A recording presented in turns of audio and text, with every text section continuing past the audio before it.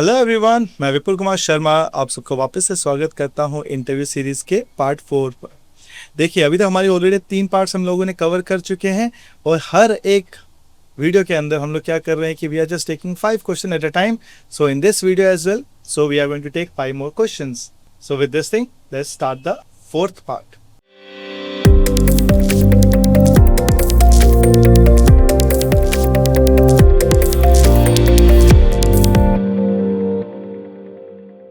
Okay, sir. So the first question is that should we tell about the coaching we have taken, as it is a misconception that coached candidates are not preferred. Okay, so इसके ऊपर पहले मैं थोड़ा आपको clarification देता हूँ कि बहुत बार क्या रहता है कि हम लोग कोचिंग तो करते हैं पर सुनी सुनाई इतनी सारी बातें हैं और आप लोगों ने यूट्यूब पे ऑलरेडी वीडियोस देखी होगी और हमको ये लगता है कि कोचिंग वाला जवाब मत देना, क्योंकि मैं तुमको पहले ये बताता हूँ कि मिसकंसेप्शन बना क्यों। क्योंकि हम लोग ऐसा सोचते हैं कि कोचिंग इज़ समथिंग कि हमको एक सिखा दिया गया, हमको एक बता दिया गया कि अच्छा ये क्वेश्चन का जवाब ये है, ये क्वेश्चन का जवाब ये है, बट मे बी तुम्हारी पर्सनालिटी वैसे सूट ना करती हो। देखिए, अगर तुम किसी भी कोचिंग के अंदर गए हो और जहाँ पे तुम लोगों को रटवाया गया है, सो इन दैट केस डेफिनेटली वो चीज़ गलत होगी। क्योंकि कोई भी चीज़ अगर आपको रटवाई जाए तो वो चीज़ गलत होगी, तो इसलिए शायद रटे रटाए लोग किसी को पसंद है ही नहीं। जब एक इंटरव्यूइंग ऑफिसर को जब एक क्वेश्चन पूछता है किसी कैंडिडेट से, तो उसकी एक बेसिक एक्सपेक्टेशन ये होती है कि वो क्वेश्चन को समझे तो सामने वाला। राइट, हाँ ठीक है भाई, तू रट के आया है बट क्वेश्चन की ग्रेविटी भी तो समझ।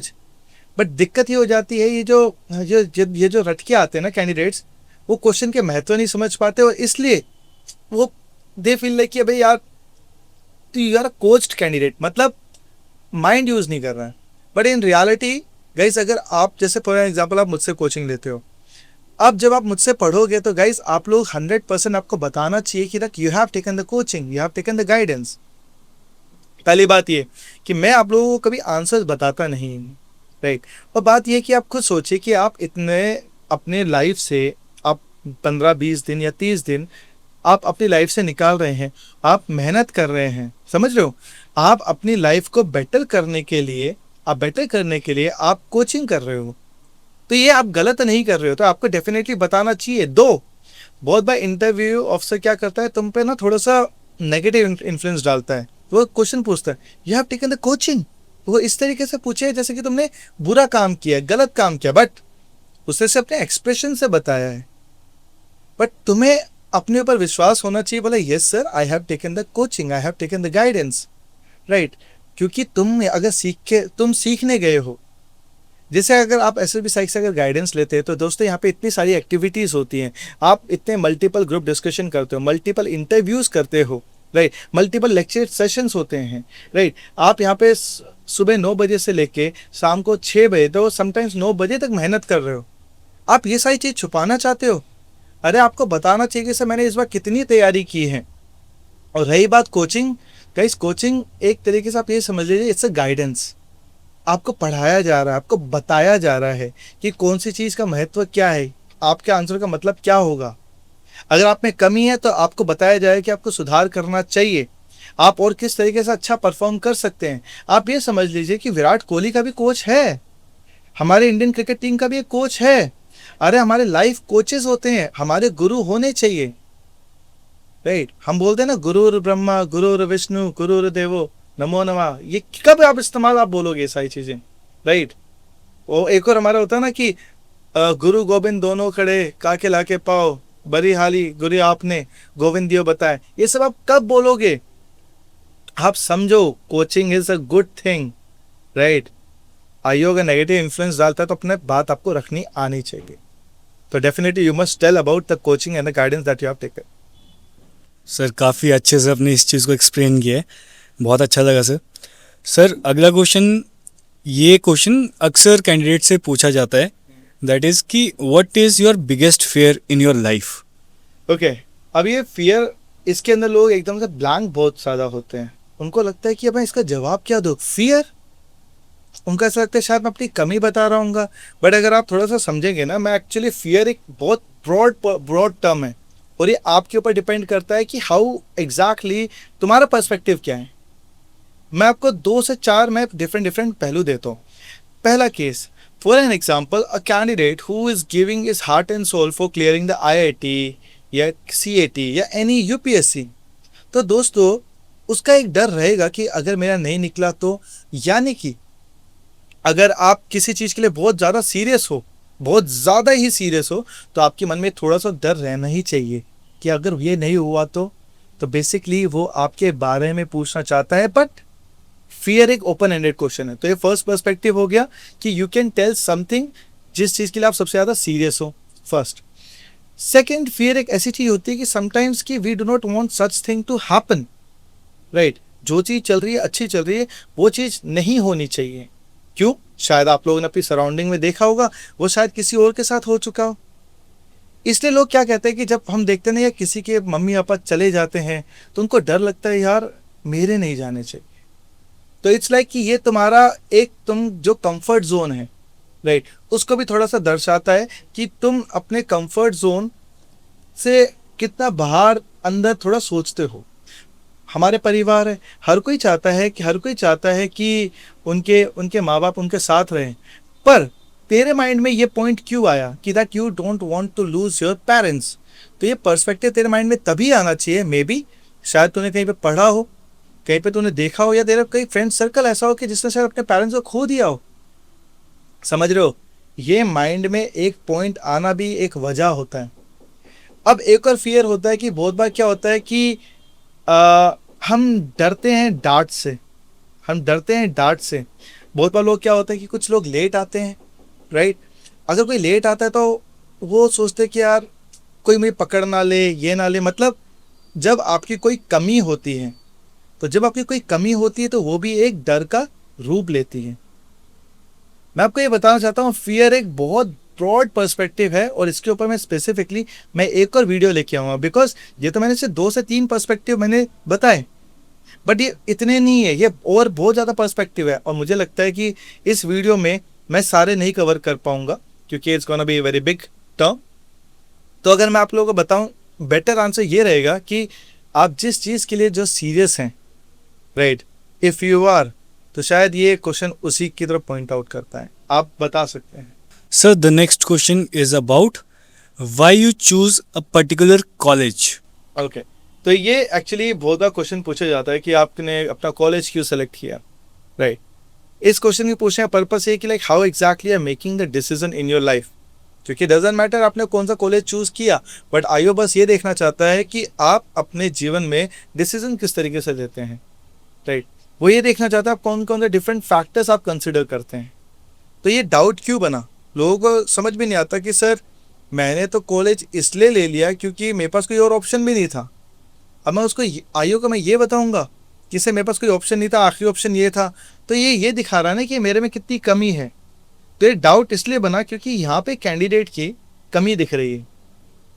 और अब दिक्कत ये है कि आप सब लोग ना अपनी कमी छुपाने के पीछे ज़्यादा ही पड़े रहते हो, आप एक्सेप्ट करते ही नहीं हो।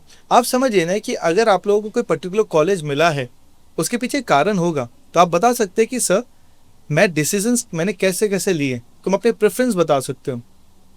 फॉर एन एग्जाम्पल कि if a candidate who is preparing for an IIT, अगर उसका IIT क्लियर नहीं हुआ, बट इसका मतलब ये थोड़ी कि वो IIT ज्वाइन नहीं करना चाहता था। He decided to clear the IIT, but for some reason, फिर चाहे मेहनत में कमी हो या एग्ज़ाम के टाइम पे अच्छे से परफॉर्म नहीं कर पाए, तो वो उनका क्लियर नहीं हो पाया। Then obviously you should go for the plan B, ताकि देखा जाए आपका अगर IIT नहीं तो कोई दूसरे कॉलेजेस, तो आप अपने स्टेट के देखोगे, नियर बाय कॉलेजेस देखोगे।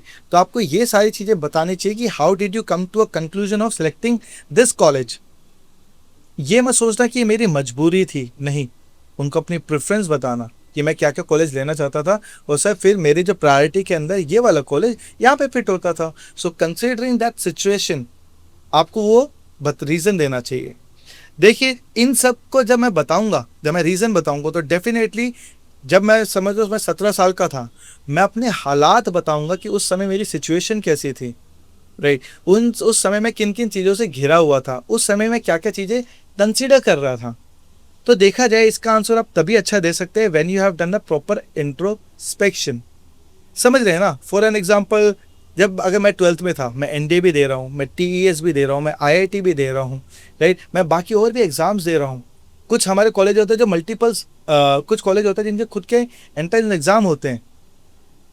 तो समझ रहे हो ना कि मैं कितनी सारी सिचुएशन से घिरा हुआ था। तो जब ये क्वेश्चन आ रहा है तो you should be well verse with your situation when you are 17 year old kid. That will be only done by proper introspection. और बाकी जो आपने जो जो फैक्टर्स आपने कंसिडर किए, जैसे कॉलेज का अगर और भी हम डिस्कस करें, it will be the courses that you are getting, the location, the price, right, the placement opportunity, the surrounding that you will get, plenty of things are there. ये doubt क्यों बना, ये मैंने पहले एक्सप्लेन किया, और क्या क्या सिचुएशंस होती है that I explain. Okay, sir. So the next question is how to handle weaknesses and arguments of friends and family. Okay, तो अब सबसे बड़ी गलती यहीं पे हो जाती है कि हम लोग पहले छुपाने की कोशिश करते हैं, राइट। हम लोग ये आईओ पूछना चाहते हैं। पहले आप ये चीज़ समझिए कि ये क्वेश्चन भी डाउट क्यों बनता है, क्योंकि वो सोचते हैं कि सर मैं अपने बेस्ट फ्रेंड की, अपने फैमिली की मैं वीकनेस बताऊंगा, उनके साथ मैंने जो आर्ग्यूमेंट किया मैं वो सब बताऊंगा। Answer is yes. गलत बात ये हो जाती है कि अब तो छुपाने की कोशिश करेगा। यार एक बात बता, if I am 25 year old, मैं अगले पिछले 25 साल से मैं अपने अगर माँ बाप के साथ रह रहा हूँ, तो डेफिनेटली नहीं यार, अगर मैं उनसे सबसे ज़्यादा प्यार करता हूँ तो उन्हीं के साथ तो लड़ूंगा भी, उन्हीं के साथ तो मेरे आर्ग्यूमेंट्स हुए भी होंगे, उन्हीं के साथ तो अपनी मैं लाइक और डिसलाइक तो बताऊंगा ही। शायद बहुत बार ऐसा भी हो सकता है कि यार नहीं मम्मी, ये जो शर्ट लेके आई हो मुझे बिल्कुल पसंद नहीं है, राइट, शायद हो सकता होगा, चाहे बात छोटी है, बट होते दे हैं आर्ग्यूमेंट। अब बात ये है कि पहले ये चीज़ एक्सेप्ट करो कि यस, आप लोगों को वीकनेस और आर्ग्यूमेंट दोनों बताने चाहिए। बट अब क्वेश्चन यहाँ पे ये आ जाता है कि सर ठीक है, आई एक्सेप्टेड कि हम वीकनेस बताएंगे, हम आर्ग्यूमेंट बताएंगे, पर बताना कौन सा चाहिए ये बताता हूँ। देखिए, वीकनेस के अंदर ऐसा नहीं कि आप एकदम फैमिली के एकदम डार्क सीक्रेट्स निकाल के लेके आ रहे हो, नहीं आ रहा हो। फैमिली की इज्जत अपनी इज्जत, ये समझना। It's a formal interview. आप ये नहीं कि आप हर एक चीज़ बताने लग जाएंगे, पापा ये, मम्मी ये, भाई ये, नहीं। समझना, इट्स अ फॉर्मल इंटरव्यू। शायद एक छोटी मोटी आप चीज़ें बता सकते हो। आर्ग्यूमेंट के लिए सबसे बेस्ट बताऊँ क्या रहता है, आप वो आर्ग्यूमेंट बताइए जब when you have taken a stand for someone else.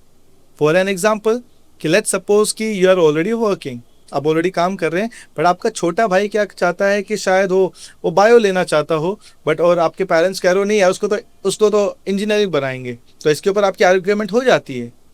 या कभी कभी ऐसा होता नहीं, छोटे भाई को जो छोटा बेटा है उसको अपने घर के पास ही वाले कॉलेज देते हैं, उसको दूसरे स्टेट में जाने नहीं देते हैं। तो इसमें बहुत बार अपना बड़ा भाई क्या करता है, अपने मम्मी पापा से आर्ग्यूमेंट हो जाती है कि अरे जाने दो ना, क्या ज़्यादा इंपॉर्टेंट है। तो मतलब when you are taking stand for someone else, मेरे ख्याल से एक अच्छा पर्सपेक्टिव दिखाएगा कि आप आर्ग्यूमेंट भी कर रहे हो।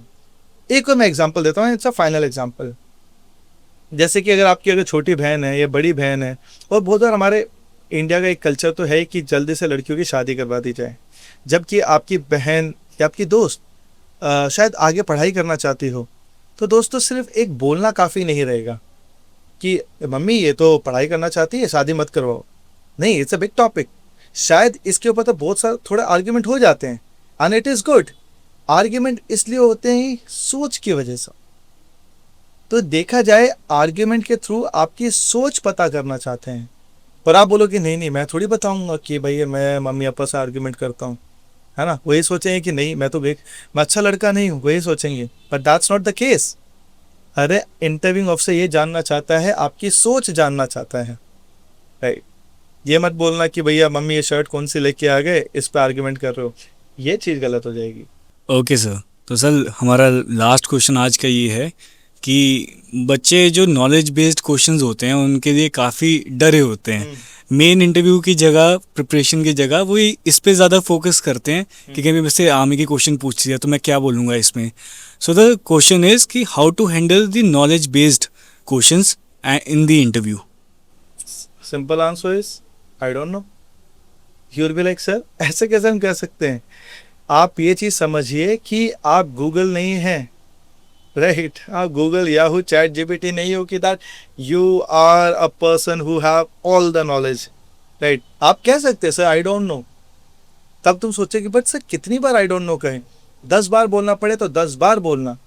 मेरे इतने सारे जो कैंडिडेट्स रिकमेंड हो चुके हैं गाइस, मैं ये कहना चाहता हूँ कि मैक्सिमम ऑफ देम, उनको तो सबसे पहले मैंने ये सिखाया कि you should say I don't no. और वो यही बोलते हैं कि सर हमसे क्वेश्चन पूछे थे जीके के, हमने क्या किया, sir I don't no. The thing is I don't no से तेरा कॉन्फिडेंस नहीं गिरना चाहिए। अब मैं तुमको बताता हूँ, आप खुद ये सोचिए कि यार जिन लोगों ने उन क्वेश्चंस का आंसर कर भी दिया वो कौन सा सेलेक्ट हो गए।